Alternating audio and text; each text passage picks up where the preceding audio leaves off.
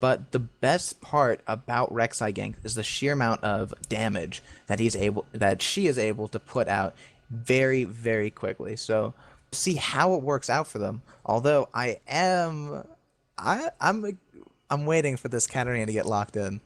Not the Heimerdinger. Go back to the Katarina. That's what I want to see. Although, actually, Jana brings up a good point by hovering over the Azir. Azir so strong at the moment, and with no bans out, we could see Duosec choose to lock him in. We've seen his Azir play before, and it is quite strong, especially against someone like Jace in the mid lane. Yeah, I wouldn't mind seeing the Azir, but I imagine that they'd probably go with something like the Lissandra. It's a bit of a safer pick, I feel. Lissandra has a little bit more to keep her alive than say Azir does. That's Azir does a ridiculous amount of damage and he has some decent disengage and stuff like that. But his one problem is he's kind of susceptible to ganks, and having Vi, who is one of the best junglers in the game at camping mid lane and just making the enemy mid laner's life hell, I wouldn't pick that Azir into that unless you're super comfortable. So I like that they picked up Lissandra. It's a little bit of a safer pick, like I said, but it's really interesting actually. The team comp for Inertia Gaming reminds me of back in the day actually, because even other than Kalista, because you don't really see Maokai top that much anymore. You don't see Jace mid anymore. Both of them got nerfed a little bit, but it seems like they're still picking them up here. INT Senpai more than willing to go with the Maokai when his Aurelia is picked out there. So I'm quite liking that pick, to be honest. 'Cause I still play Maokai a lot. You just don't see him as much anymore. It's an interesting pickup against someone like Aurelia, who is going to be spamming Hiten style very often as long as she wants to stay alive. So that's going to keep Inertia Senpai alive up on top as well. And it kind of creates the sort of the same thing we saw last game, where you have just a big brick wall up on top, and the question is, are we going to see McMasters overpower that? Is Supreme going to be able to overpower and climb over the... Even though he did get nerfed, he's still incredibly durable thanks to that passive and thanks to that ultimate of his as well. Yeah, you're absolutely right. And he provides so much for a team fight, I feel. He's really annoying in that he can just kind of lock people down with his twisting advance. Also, the slow from Q, and even the little kind of like bump it does, can never be underrated. The little bit of distance that you can cover, any sort of movement, any sort of way you can push your enemy in a position that you want them to be in is going to be helpful. So I really, really like Maokai in team fights much more than I like the Aurelia in team fights. Aurelia much more of a dueling type champion. So I think once they get to the actual team phase there, INT Senpai is going to provide a little bit more to his team than Supreme Verdictus is. But in lane, Aurelia should be all right there. She's pretty darn strong in those one-on-one scenarios. That is true. You can never really truly nerf Aurelia, even though Riot has tried time and time again. It's just not possible. Now, I want to shift over to the bot lane because I always feel that Jinx is an incredibly powerful AD carry, but always a risky one due to the fact that she is so incredibly immobile. And against someone like Kalista, she seems to be at an incredible disadvantage. Throw in a Morgana Dark Binding as well, and Firepower could be in for a very, very rough time against all of that damage and follow up from Inertia's bot lane. Yeah, you're absolutely right. And something that's undodgeable, like a Vi ult, is always going to be really annoying against an AD carry that doesn't have some sort of escape. Now, she has her traps, of course, but it's not the same as something like a jump back. It's like a dash from Graves or a dash from Lucian, or even an arcane shift from Ezreal or something like that is going to keep you way safer than those little traps are, unfortunately. But I like the fact that, of course, we have Janna mechanics on Janna. Anytime you're going to pick an unsafe AD carry like that, picking a Janna to keep them safe is going to be one of the best things ever. That's kind of my immediate go-to, is whenever I'm playing support, it's like, okay, does my team not have a tank? Is my team immobile? Do I need to protect them? Insta-lock Janna, throw that in there. Even though I like the Morgana against the Janna, and they should have a decent time in lane, I think having Janna to keep your soft, squishy carry, hyper carry, AD carry, in the backline safe is the best thing you can do for your. And it's like you said, you can't real. There's never really a bad time to pick Janna. She's so incredibly versatile. She can harass, she can CC, she can just safeguard your carry until Doomsday comes. I feel it's going to be very, very rough against a Morgana, but you're right. Someone with as much experience on Janna as Janna mechanics should be very, very confident in their ability to keep Firepower safe here, even though they are on Jinx. It's going to be rough, but it should be a fun ride nonetheless. Meanwhile, in that mid lane, Jace versus Lissandra. Someone with Lissandra's sort of short range with that Q of hers, I feel is going to be in for a rough time, especially if Jace is able to keep on landing these shock blasts over and over and over again. Yeah, the one thing that Lissandra does have is she can just kind of farm all day long, which is going to be really nice. Like she has a great ability to kind of farm under turret. She has all of her spells make farming pretty darn simple, especially as you scale later into the game. That Q gets down to a ridiculously short cooldown, and you can just kind of spam out lanes. But like you said, Jace will probably be doing a little bit more damage than her early, kind of push her out a bit. I'm gonna look for Rek'Sai to kind of help out in that mid lane a bit because Lissandra's really good in 2v2 scenarios. She's got so much CC that when somebody else comes to help her out, she can lock them down while the other person does the damage, or they can kind of trade off the CC. Just keep that train going. So I think that the Rek'Sai Lissandra combo is going to be pretty strong. But like you said, I think that Jace should have his way with Lissandra early here. But Jace is going to be probably trying to stack up a tier, so he's not going to have the extreme kill power that another laner would.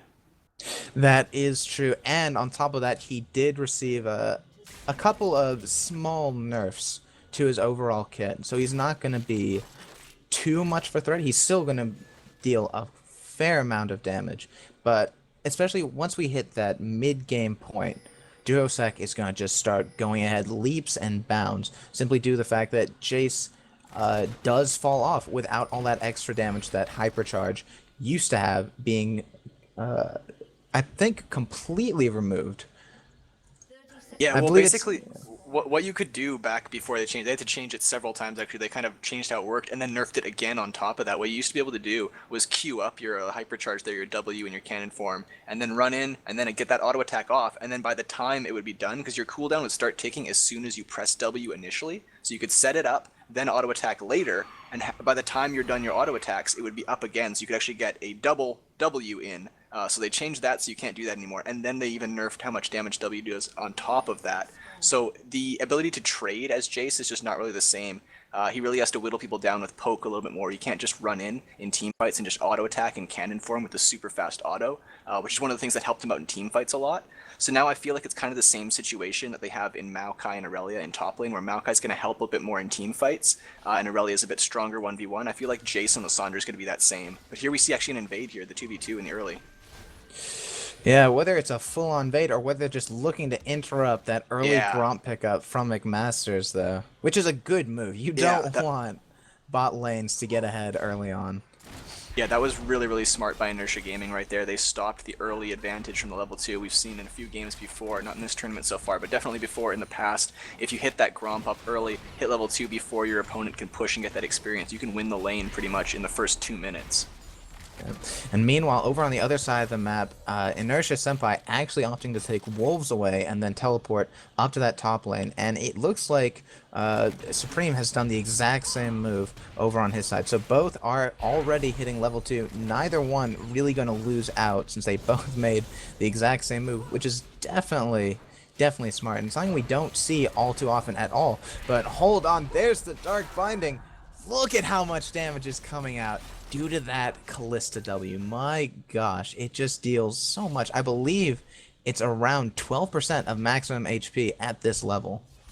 Yeah, it's pretty absurd. When you have that's the crazy thing about Kalista, is Kalista is not a good champion when you're playing with a support who's not on the same page as you. If your support's on the same page as you, Kalista becomes a god because of the way that the support has to get those auto attacks off as well. If you can time those perfectly, it works really well. And we saw Senpai RL there threading the needle with that Morgana Q, forcing the flash. And the Ignite coming out as well. Definitely. Ignite for flash is a great trade any day. Oh yeah, for sure. Definitely advantageous for Inertia there. Could we see McMasters go for something in the mid lane, though? Lord of the Pit is ready to go. There's the Frozen Path. Status Senpai caught out in a very bad situation. Going to have to use that flash. Might be able to pick up the first blood onto Duosec. But no, it's going to be Lord of the Pit picking up first blood here. Very nice jump around. But in the end, it looks like the 2v1 is superior. And that's exactly what I was talking about before, is Lissandra and Rek'Sai can make things happen in mid lane. Sure, Jace could probably win that lane 1v1 against Lissandra, but when you add Rek'Sai into the mix, and there's no Vi to be found, unfortunately, Jace is going to go down early. He kind of engaged there, just the perfect time. Rek'Sai just waited just long enough in the little side brush right there to make Jace walk up, then engage there. the glacial path there from Lissandra was kind of weird, got interrupted, she got knocked back, and they picked up the kill. Good job by Dashpie there, trying to get the kill there, because it was super close. Duosec almost went down. So close. But I was on the edge of my seat there. But Lord of the Pit right there made an awesome flash, got the knock up on Jace, and prevented him from getting that last bit of damage there in onto his buddy Duosec. So really good job in the 2v1, for both sides, to be honest. And now he's going to come back into lane with another longsword, still not really making moves towards that Manamune yet, but instead opting to what could be a Brutalizer, which is still a really strong pick. I mean, more cooldowns, more armor penetration. What more could you possibly ask for on Jace? And I think the reason he opted for that instead of the tier, because look, you see Vi actually trying to make a play in the mid lane here. I think they were probably talking in comms there saying, hey, let's kill this freaking Kalista quick. Let's get her to, let's bait out a glacial path or something like that, and let's make her dead here. She has no flash, no ignite, got nothing. So the double longsword is going to provide a little bit more opportunity to do that than, of course, a tier would. There's no combat stats in a tier, which is what I was talking about. So I think that Dashpie and Hatpie are cooking up a plan here in mid. But here comes Rek'Sai again. Yeah, Lord of the Pit wants to stick around here. He wants to get Duosec rolling. Glacial Path coming out once again, and the Ring of Frost is going to lock him down. But looks like Dashpie might be going down once again, and Ice Shard is going to be enough to finish him off. Already 0-2. I was actually going to say 2-0 for Duosec, but that was actually his first kill there. The first blood actually went over to Lord of the Pit. I was not on top of that. Whoopsie. It's really unfortunate here for Dashpie in the mid lane, because in the game before, Dashpie got rolling really hard on that Cassid, and right now Jace is not going to be stacking a tier anytime soon, so this could end up pretty rough as the game goes on here. Like we mentioned, Jace isn't going to have the same teamfight effect as Lissandra is. I mean, he has a better poke than her, but in a full-on teamfight, Lissandra is going to be more useful, I feel. And when Jace is behind like this, not stacking up a tier, getting into that Manamune, he's just sitting on pots and longswords right now. It's just not going to bode well for the side of Inertia Gaming to not have their mid laner rolling. Not only that, but an early game champion who's not given the opportunity to shine early on kind of just turns into a big pile of pudding, almost. Like, they're there, and they do something, but they're so squishy, and they're not really providing much of anything. The nice thing about Jace, though, is that even if he does get a decent bit behind, the poke from his acceleration gate shock blast should still be enough, but not anywhere near what I think Dash Senpai was originally hoping it would be.